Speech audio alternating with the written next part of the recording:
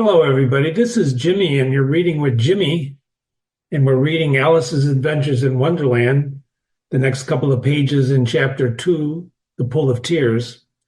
If you remember last time, Alice had taken up the fan and the gloves, and as the wall was, that's the way the last page ended, was very hot, she kept fanning herself all the time. Remember now, the rabbit had the gloves and he dropped the gloves and the fan. She picked them up and she starts fanning herself. And she starts talking to herself. Now you'll note that in the box of that paragraph, what she starts talking to herself about.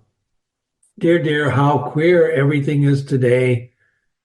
And yesterday things went on just as usual. I wonder, did I change at night? Let me think. Was I the same when I got up this morning? So she starts questioning herself because everything is just so weird. It's just so odd. I almost think I can remember her feeling a little different. You see that right there? Feeling a little different. But if I'm not the same, the next question is, who in the world am I? That's the great puzzle. I want you to think about that for a moment because this repetitive theme, and you'll see that who are you up here, where I wrote that down on the side margin. Who are you? Who am I? Ladies and gentlemen, these are profound questions. They're questions that puzzle everybody, anybody who thinks what's going on. And all you have to do is just, regardless of your age, who are you? Are you who you think you are? Are you what other people think you are? How do you define yourself? Do you change, in fact, like Alice is changing? She says it's a great puzzle to figure this out. And you're going to see this theme repeated throughout Alice's Adventures in Wonderland, because that's really what this book is about. It's about understanding who you are. You'll see notes that I've written on the side here when I first read this book, referring to a book called Nausea by Jean-Paul Sartre. He was a French writer, existentialist, who wrote a book called Nausea. I encourage you to read it when you get time. It's a tough book to read, but it's worth it because in that book, he talks about the same puzzle that Alice is trying to figure out. But in Sartre's case, there was a character named Roquentin who was trying to figure out what the present is. Past, present, and future. I don't want to get into that too much, but it's the same kind of puzzle. Are you living in the past? Do you live in the present? What is the future? Et cetera, et cetera. And also, you'll see, I also took another note here called C.F. Watt, which is written by a writer, James Joyce's secretary. He wrote a book called Watt. I'm not going to give you his name right now because we don't want to disturb what we're talking about with Alice. So, she's thinking over all the children that she knew that were the same age as herself. So she starts thinking about children her own age. And why is that? Well, to see if she could have changed for any of them. In other words, she wants to know, did I change for any of them? Have I been switched out? It's a very interesting question, right? But I want you to notice that knowledge is comparison. You can't know one thing without knowing another thing. Here's an example. You don't know what yes is unless you know what a no is. You can never possibly understand yes unless you've experienced no. It's the same thing with anything, a fork and a spoon. If you don't know what a fork is, you'll never know what a spoon is. You have to have a comparison. That's the only way you do it. And that's what we've seen Alice going throughout the first chapter and this chapter is the changes that people, she's going through. She's big, she's little, she's big. And so she goes on the next page and she says, I'm sure I'm not Ada. Now, there's a name that we've never heard before. Remember what we talked about last time? The introduction of character. Do you remember the character that they introduced in the last couple of pages before this? It was the one that the rabbit was afraid was going to be Savage, the Duchess. So Ada is one of Alice's friends, but she's sure that she's not Ada. So in other words, Alice is trying to define who Alice is, and it's not Ada, for her hair grows in such ringlets, and mine doesn't. So she can't be Ada, because of the hairstyle, right? And I'm sure I can't be Mabel. Now, notice the word can't, C-A apostrophe N apostrophe can't. Is that a mistake, or is that the way the author just wants to write it? I'm sure I can't be Mabel. I don't know. Doesn't really matter. We know what he's saying, right? Who's the narrator? It's not Lewis Carroll. It's the third person narrator. So Alice is sure she can't be Mabel. Why can't she be Mabel? Well, she can't be Ada because of the hairstyle, and she can't be Mabel because Alice, I, know all sorts of things that she knows only such a very little. Besides, she's she and I'm I. This is very important to think about.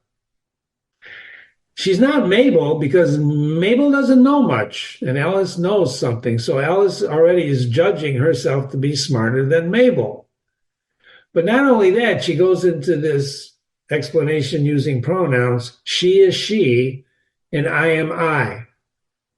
Pronouns, as I said, replace nouns, and it's very important. So she, Mabel is Mabel, and Alice is Alice, if you were to write that without the pronouns. And then she says how puzzling it all is. She's still she's very confused. Don't you feel sorry for her? I certainly do. And I'm certainly, you feel like this sometimes. Who am I? Who could have done that? Did you ever do something? And then you ask yourself, who could have done that? Did I really do that? Did I really do that? I'm sure all of us have felt that, right?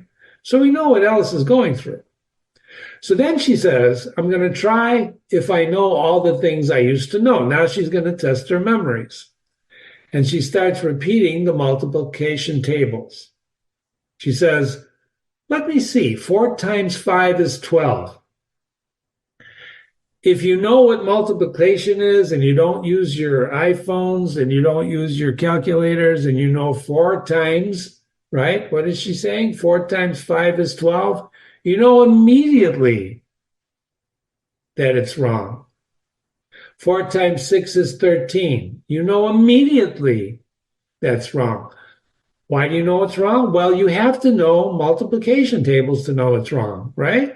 So knowledge is, in fact, comparison. If you know multiplication and you know what those are, you know that what Alice is saying, that 4 times 6 is not 13. 4 times 6 is, yes, 24, of course. And when I was a young man, when Jimmy was a young man, we had to memorize these multiplication tables in grade school. We memorized them. And that memory stays with you all your life. I can recite them. And then she goes further. 4 times 7 is, and then she finally says, oh dear, I shall never get to 20 at that rate. Something's wrong. The multiplication doesn't signify.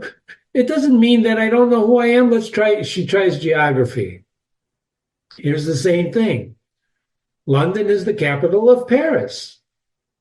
Now, if you know where London is, and you know where Paris is, you know that this is not correct. And Paris is the capital of Rome, and you have to know where Rome is. And if you know your geography, what you're experiencing here is Alice's confusion. She says, no, that's all wrong. I must have changed for Mabel. I must be Mabel. Because why? Why must she be Mabel? Because Mabel is not smart. Do you know any people that are not smart? I know. Sometimes I feel like Mabel. I'll try and say this. How doth the little? She starts reciting something, and then she crossed her hands on her lap like she was saying lessons and began to, she put some pose on. She starts posing like she's repeating lessons, but her voice sounded hoarse and strange, and the words did not come the same. So I want you to look up, not now, but when we're done with this lesson, how doth the little crocodile? Just punch those words in Google and see what comes up. Because, ladies and gentlemen, The only way you're going to appreciate what we just did is if you have a basic knowledge of multiplication, geography, and poetry. If you don't have that, you will not appreciate what we just read. And chances are, if you don't have that, you're just going to glaze over. But just if you think about it, how rich this language is, if you know these things. I'm not going to read that whole poem. So she concludes, I'm sure those are not the right words. Look it up and you'll find out if they are or they're not. And her eyes filled with tears. She starts crying again. This poor child, she starts crying. She goes, I must be Mabel after all. And I'll have to go and live in the poky little house and have next to no toys to play with and ever so many lessons to learn. So she's picturing Mabel as living in a little pokey house with no toys and really being dumb because she's got so many lessons to learn. Then she tells herself, no, I've made up my mind about it. If I am Mabel, I'm staying down here. Where's here? In the hall. And it'll be no use putting their heads down here and saying, and we're going to stop there and figure out what the people are putting their heads down there. She says, if I am Mabel, I'm staying here. She gets stubborn.